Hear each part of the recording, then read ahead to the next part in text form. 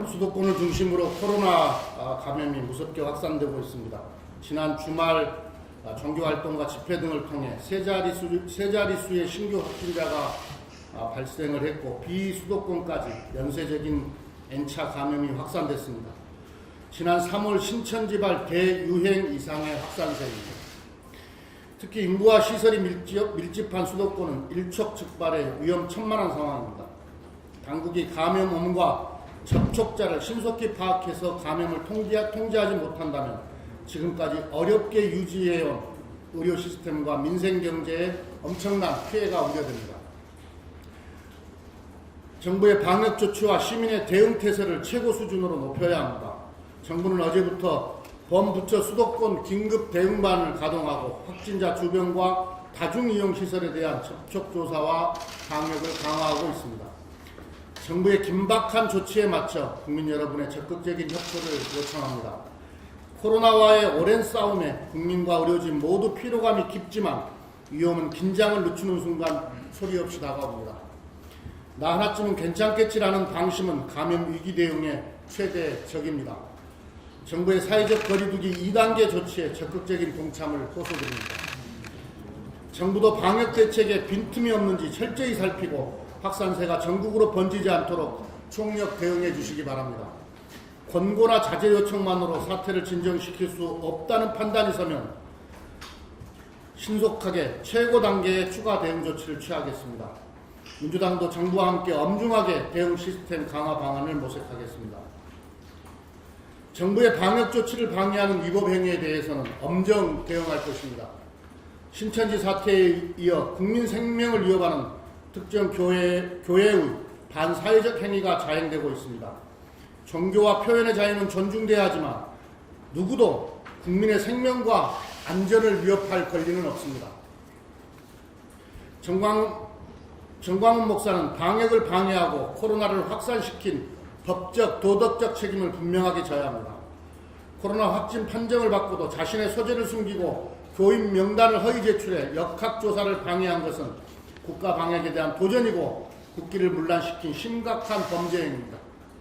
우리 사회의 큰 비극은 법과 윤리가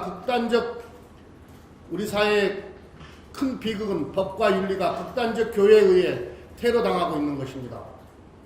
정광훈 목사의 반사회적 위법 행위는 결코 종교적 자유의 이름으로 용납될 수 없습니다. 미래통합당은 8.15 집회를 사실상 방조한 것에 대해 국민 앞에 사과해야 합니다. 이미 서울시는 방역 강화를 위해 8.15 집회 금지 조치를 발표했습니다. 그런데도 미래통합당의 홍문표 의원 등 전 현직 의원들은 8.15 집회에 참석했고 미래통합당은 당원들을 대상으로 금지된 8.15 집회에 참석하지 말라는 어떤 지침도 내리지 않았습니다. 과거 광화문 집회에 다수의 미래통합당이 참석했던 경우가 많았기 때문에 이번에도 그럴 가능성이 있음을 인식하고 적극적으로 참석 금지 조치를 취해야 옳았다고 생각합니다. 미래통합당은 방역을 위해 금지된 8.15 집회의 강행을 사실상 방조한 것입니다. 아울러 집회에 참가한 전현직 의원과 당원들에 대해 자발적인 자가격리 및 진단검사를 받도록 조치해 줄 것을 촉구합니다. 미래통합당은 정광훈 목사에 대한 입장을 분명히 밝히고 정광훈 목사를 비호한 당내 인사에 대해 엄중한 책임을 물어야 합니다. 미래통합당의 전 현직 의원들은 정광훈 목사를 두둔하며 정부 비난에만 열을 올리고 있습니다. 정광훈 목사의 비상식적 선동과 하등 다름없는 국민 편가르기가 미래통합당에서 터져나오고 있는 것에 대해 참담함을 느낍니다. 미래통합당이 책임있는 공당이라면 정광훈 목사에 대한 분명한 입장을 밝히고 정광훈 목사를 대변하는 정치인들에 대해 엄중히 책임을 물어야 합니다. 15일 광화문 집회에 참석한 홍문표 의원, 김진태, 민경욱 전 의원에 대한 미래통합당의 책임있는 조치를 촉구합니다. 김기현, 정진석 의원 등 집단 감염 확산의 책임을 정부 탓으로 돌리는 비상식적 언행도 엄중하게 조치할 것을 요청합니다. 더 이상 코로나 위기에 당리 당략과 정쟁을 끌어들이지 말고 방역에 협력을 다해줄 것을 미래통합당에 다시 한번 촉구합니다. 오늘부터 8월 임시국회가 개회됩니다.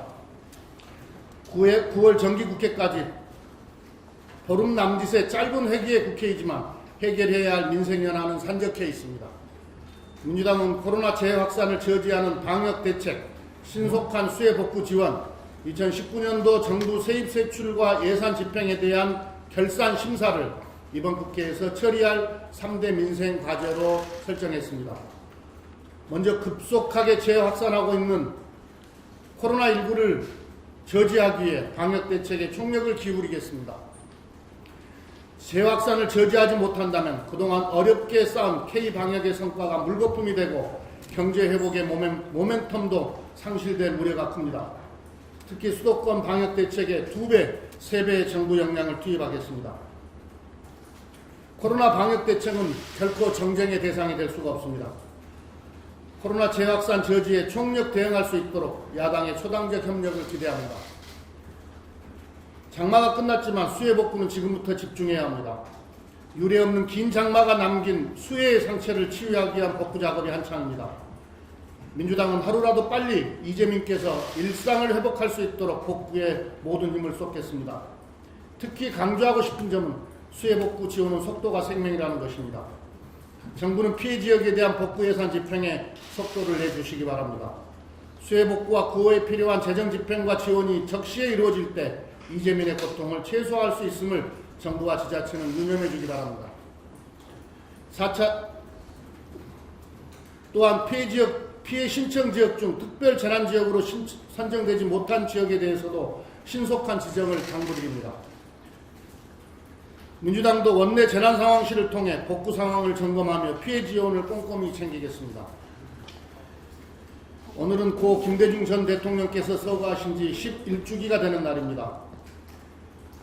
지도자는 희망을 전하는 현인이라는 격언처럼 나라가 어려울 때 국민에게 위기를 극복할 수 있다는 희망을 심어주는 지도자의 역할이 중요합니다. 고 김대중 대통령은 온갖 고난과 역경 속에서도 국민의 힘을 믿고 국민과 함께 민주화 평화를 꽃피운 시대의 지도자였습니다. 고 김대중 대통령께서는 1999년 2년 만에 IMF 위기를 극복하면서 훌륭한 국민과 책임있는 정부가 힘을 합치면 못할 일이 없다는 말씀을 하셨습니다. K방역의 성공 뒤에는 깨어있는 국민과 책임을 다하려는 정부의 노력이 있었습니다. 그러나 안타깝게도 수해에 이어 코로나 재확산으로 다시 이중의 위기에 직면해 있습니다. 다시 한번 고 김대중 대통령님의 말씀을 되새겨 국민의 소리에 귀 기울이고 국민의 뜻을 받들어 위기 극복에 매진하겠습니다. 국민과 함께 할 수 있다는 희망을 가지고 오늘의 국가적 위기를 새로운 국가 대전환의 기회로 만드는 민주당이 되겠습니다. 정의가 강물처럼 흐르고 평화의 물결이 한반도에 넘쳐흐르는 김대중 대통령의 꿈을 실천하겠습니다.